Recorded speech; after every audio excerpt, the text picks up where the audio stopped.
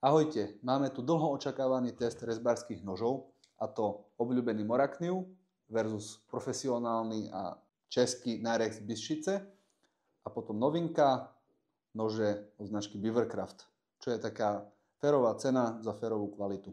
Ako to dnes bude vyzerať? Najprv budeme s týmito nožmi zarezávať do dreva. Máme tu čerešňové drevo a lipové drevo. Vždycky použijeme rovnaký počet zárezov a potom budeme skúšať, aké sú ostré na papieri a následne si spravíme test, ako ľahko sa brúsia alebo ako ľahko ich vieme obťahnuť do tej optimálnej ostrosti. Na úplný začiatok sa pozrieme, ako sú nabrúsené od výroby a začneme teda obľúbeným Moraknivom. Klasická 120. Jasné, nabrúsenie ako britva. Beavercraft je druhý, model C1. OK. Rovnako dobre ako ten Morakniv. A máme tu Narex Bystrzyce, základný nôž. No, ten nie je úplne dobre nabrúsený. Ten Narex nie je úplne optimálne nabrúsený z výroby, takže ho dobrúsime tak, aby všetky tri nože začínali na rovnakej štartovacej čiare. Nabrúsim ho na klasickej koži od Beavercraft, použijem pastu.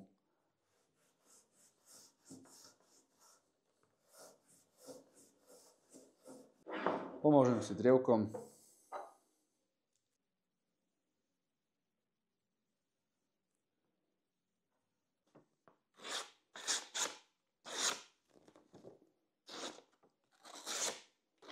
Dobre, takže Narex je dobrúsený a môžeme začať s testom. Ideme teda vyrezávať do dreva. Začneme teda tým mäkším, lipovým drevom a začneme s 5 zárezmi, ktoré nie sú úplne hlboké, ale ideme ako keby že len tak po vrchu, odoberáme iba trošku dreva. Začíname Beavercraftom.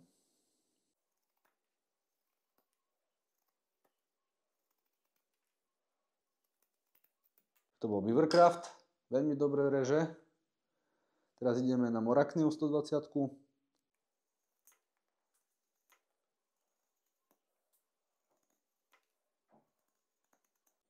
Čo sa týka toho, ako sa zarezávali, veľmi podobne to šlo. A posledným nožikom je Narex.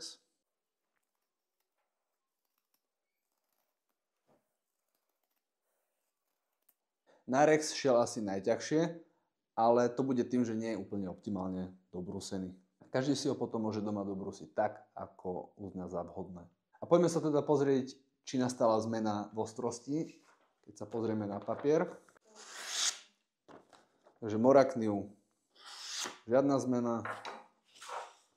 Beavercraft, necítim zmenu. Narex. Narex na to, že nie je úplne optimálne nabrúsený, tak do dreva sa zarezáva veľmi akože dobre. Ale vie aj papier prerezať. Pri Narexe je špecifickejšie to, pri tomto noži, že čepiaľ je o čosi hrubšia ako pri Beavercrafte a Moraknive, takže to môže byť vlastne zapričinené aj tým. Takže rozdiel som zacítil asi tak pri tom Narexe najväčší. Poďme teraz teda na 10 zárezov. Začíname teda opäť Beavercraftom.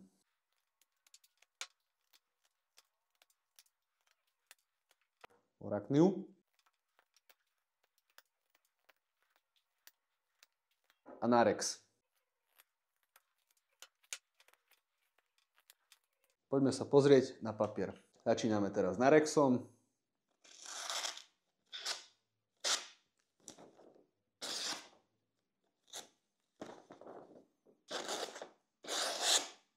Morakniv. OK, tu nie je čo k tomu. Beavercraft. Tiež. Zhruba 15 zárezov, každý do lipového dreva, bez problému. Poďme teda na čerešňu. Začneme s 5. Začíname s Beavercraftom. Morakniv. S Moraknivom sa mi robilo trošku lepšie pri tvrdšom dreve. A teraz Narex. S Narexom sa mi robilo asi najhoršie z týchto troch pri tvrdšom čerešňovom dreve. Poďme sa teda pozrieť na to, že či nastala zmena. Beavercraft. Bez zmeny. Morakniv. Tiež. Narex.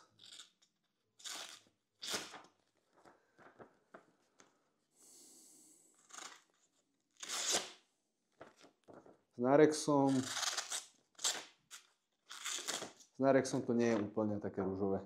Nemyslím si, že sa otopil na tom dreve, skôr to bude tým nabrúsením z výroby. A dobre, tak teda teraz poďme, že úplne ich doraziť a dajme si, ja neviem, 15 zárezov s každým do čerešňového dreva a uvidíme, ako teda budú vyzerať potom. Prvý je Morakniv.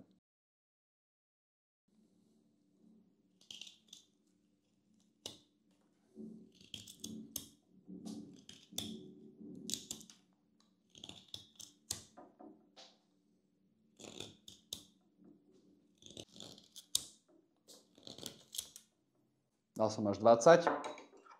Beavercraft.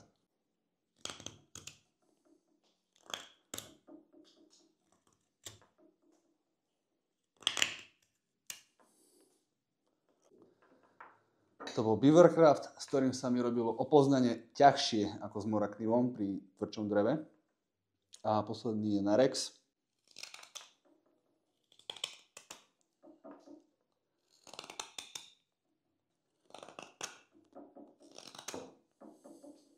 Ak by som mal zhodnotiť, s ktorým nožom by som aj do budúcna robil s tvrdším drevom, ako je lipové, tak určite by som siahol po Moraknive. Ale čo sa týka Beavercraftu versus Narex, je to také skoro narovnako, by som povedal. O čo si lepšie sa mi robilo s Beavercraftom. A možno ešte vec, ktorú by som mohol spomenúť, čo sa týka čepele, tak Narex je z nich najmenší. Neviem, či to bude úplne vidno na kamere, ale je tak o 3 mm nižšia tá čepel, ako je pri Beavercrafte. Aj preto vlastne som nebral toľko dreva, ako pri Moraknive a Beavercrafte. Ak by sme sa pozreli aj na drevo, ako vyzerá, najviac sa mi podarilo odobrať s Moraknivom, potom bol Beavercraft a tu potom bol Narex. A poďme sa teda pozrieť na to, ako vyzerá ostrosť nožov po tomto poslednom záreze. Takže Beavercraft stále drží, reže. To znamená, že na čepeli pravdepodobne nie sú žiadne citeľné a viditeľné defekty, čo sa ani nepredpokladá. Morakniv, Deto. Ten pocitovo je o čosi ostrejší na tom papieri, o čosi hladšie to ide. A Narex, s Narexom viem, ako to bude.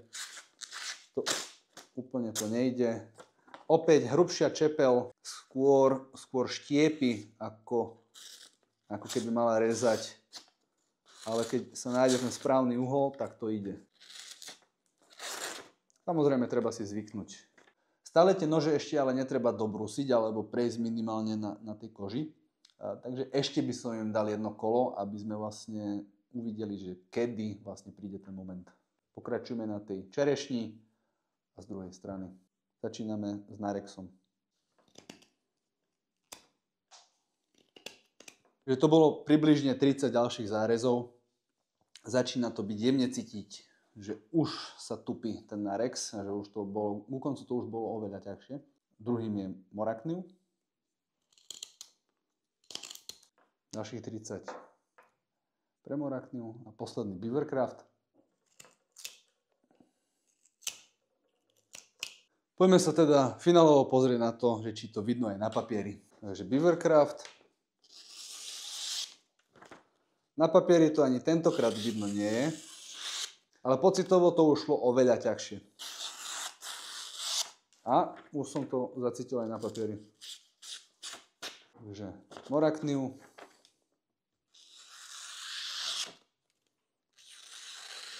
To isté na papieri nie je nič vidno. To značí len o tom, že čepel je nepoškodená. To som jej dal celkom zabrať aj jednej aj druhej. Posledný je Narex. Vieme, ako to bude vyzerať. To je skôr tým, že ja nie som ani zvyknutý na takúto čepel. Ale keď sa mi podarí chytiť ten správny uhol, tak cíti tiež,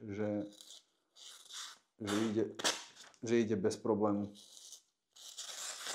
Takže na papieri to cíti jemne pri Beavercrafte. Morakniv je v pohode, tam není o čom. A ten Narex, tam to je, myslím si, že skôr mojou chybou.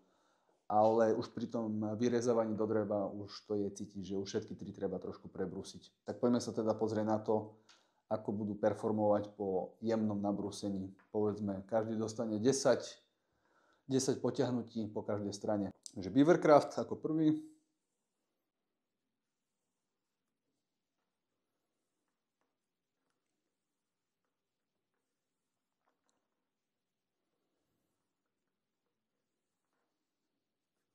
A druhý ide Morakniv.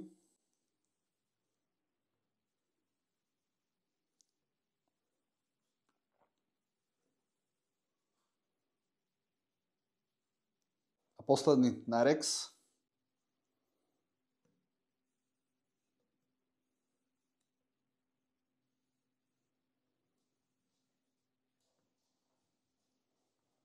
Poďme sa teda pozrieť na to, ako dopadli.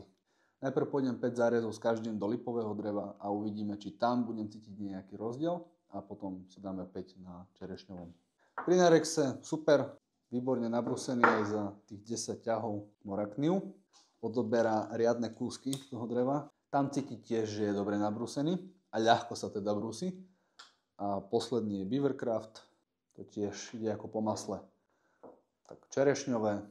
Pri Beavercrafte na tvrdšom dreve cítiť rozdiel, že to je nabrúsené. Takže veľmi jednoducho sa brúsi Beavercraft. Minimálne ten rozdiel je dosť dobre cítiť. Morakniv ide ako po masle. A Narex.